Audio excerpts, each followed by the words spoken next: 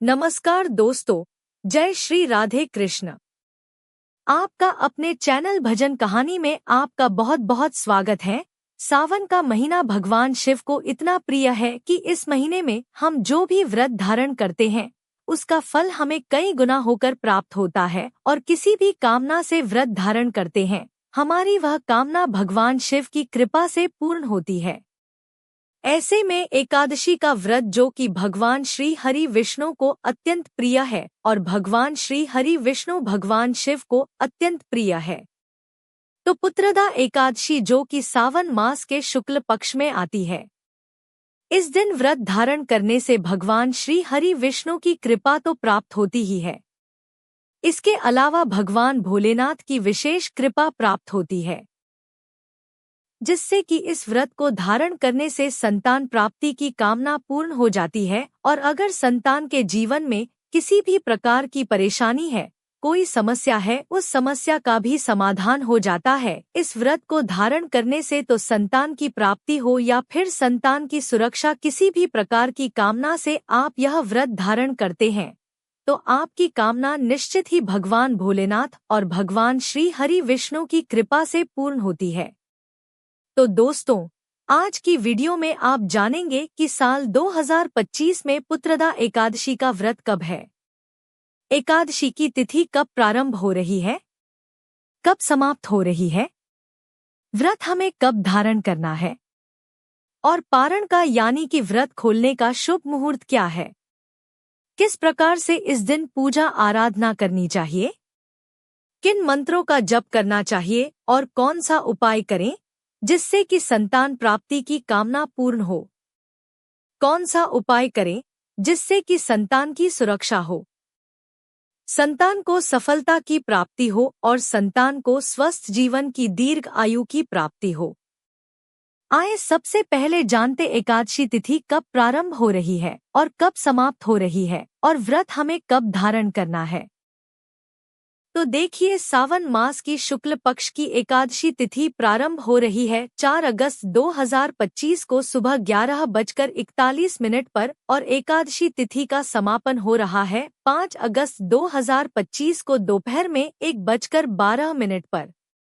तो सूर्योदय कालीन तिथि में ही हम एकादशी का व्रत धारण करते हैं, और इसके अनुसार 5 अगस्त 2025 को श्रावण मास की पुत्रदा एकादशी का व्रत हमें धारण करना है। एकादशी के दिन सूर्योदय काल का समय है सुबह 5:45 पर, और सूर्यास्त का समय होगा शाम को 7:09 पर। ब्रह्मा मुहूर्त का समय है सुबह 4 बजे से 5 बजे तक।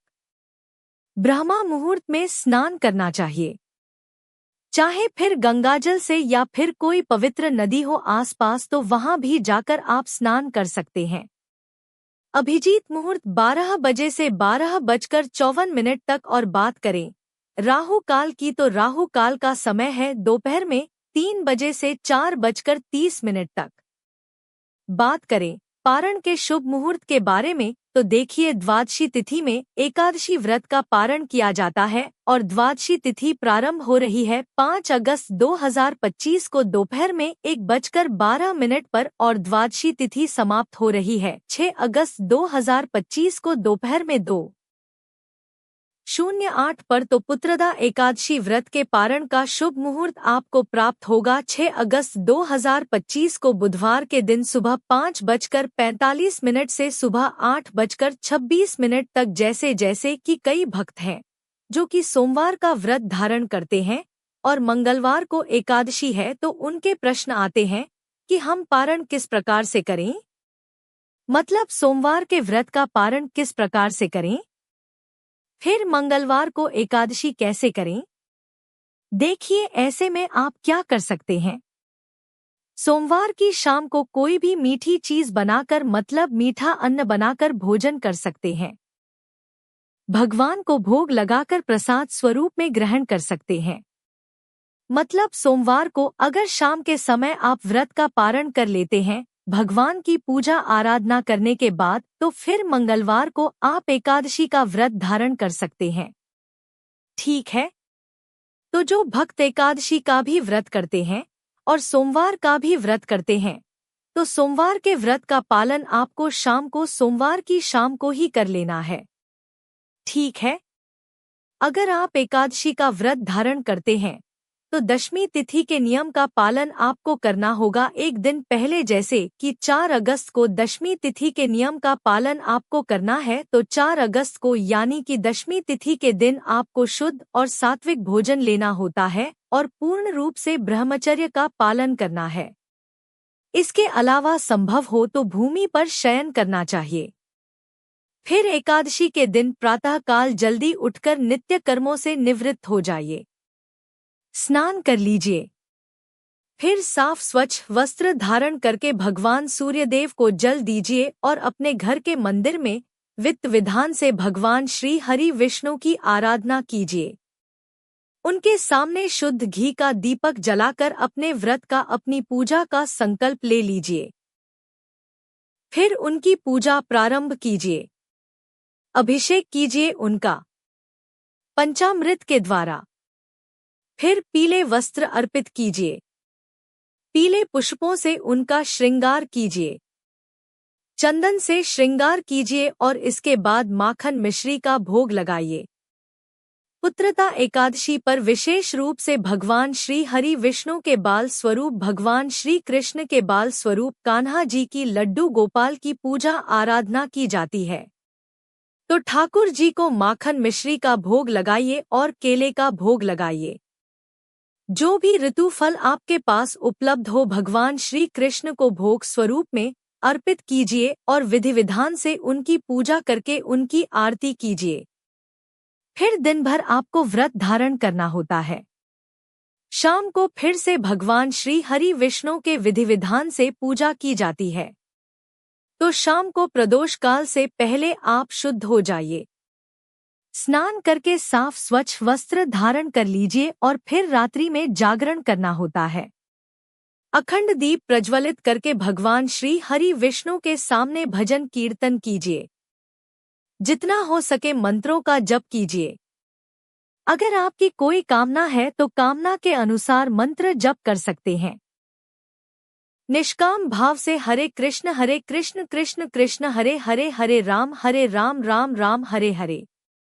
इस प्रकार से भगवान श्री कृष्ण के भजन कीर्तन करते हुए रात्रि जागरण करना चाहिए और फिर अगले दिन प्रातः काल जल्दी उठकर स्नान करके और भगवान श्री हरि विष्णु की विधि विधान से पूजा करने के बाद किसी ब्राह्मण को भोजन कराकर और फिर स्वयं भी अपने व्रत का पालन करना चाहिए।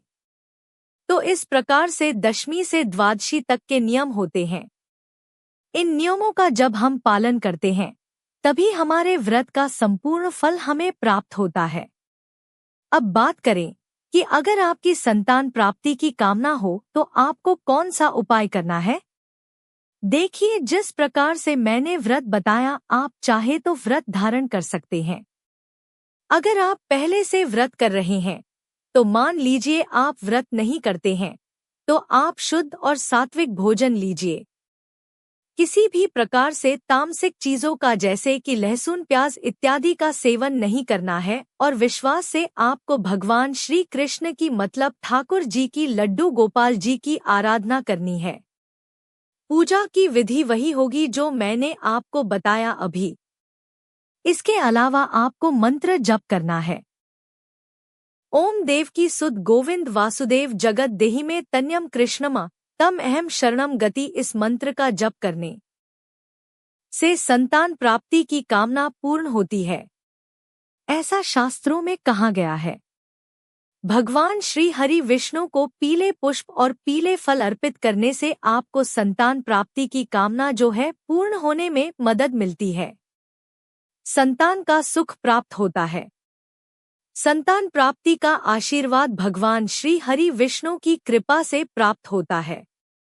संतान प्राप्ति के लिए जो तीसरा उपाय है बहुत ही आसान है।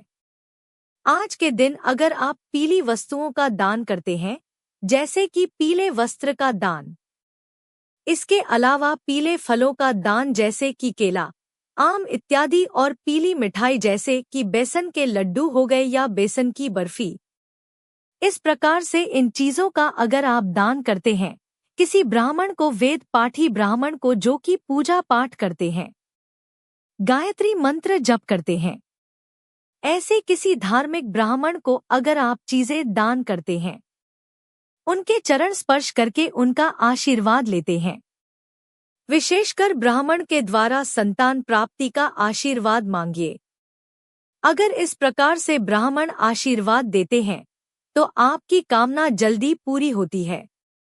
ठीक है, तो पीली वस्तुओं के साथ आपको दक्षिणा स्वरूप कुछ पैसे का भी दान करना होता है और चरण स्पर्श करके आशीर्वाद लेना तो अत्यंत आवश्यक है।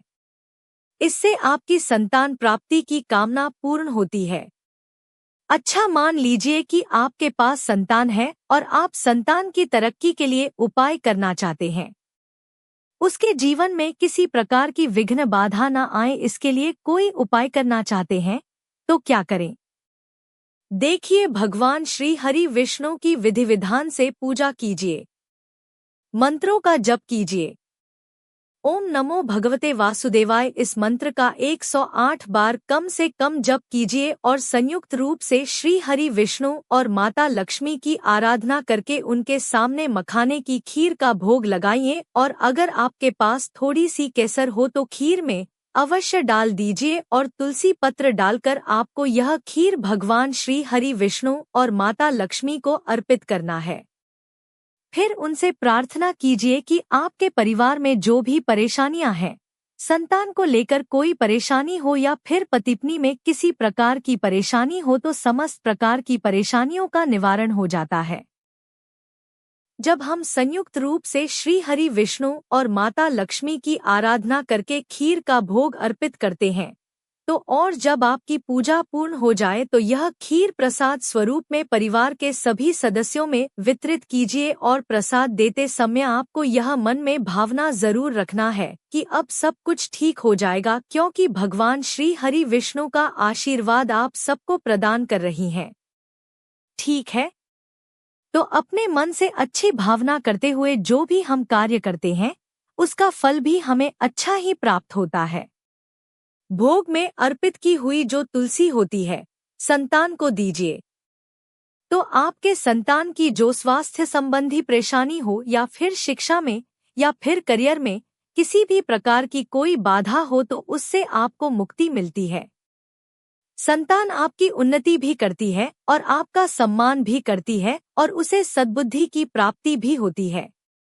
तो यह कार्य सभी को करना है अपने परिवार की सुरक्षा के लिए और हमें भक्ति प्राप्त हो, भगवान श्री कृष्ण की कृपा प्राप्त हो उसके लिए।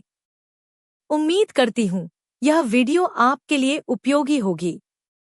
अगर वीडियो अच्छी लगी हो तो लाइक कर दीजिए, वीडियो को शेयर जरूर कीजिए और चैनल पर पहली बार आए हैं तो सब्सक्राइब करके बेल आइकन को जरूर प्रेस कर लीजिए। तो मिलती हूँ मैं आपसे अगली वीडियो में, तब तक के लिए जय श्री राधे कृष्ण।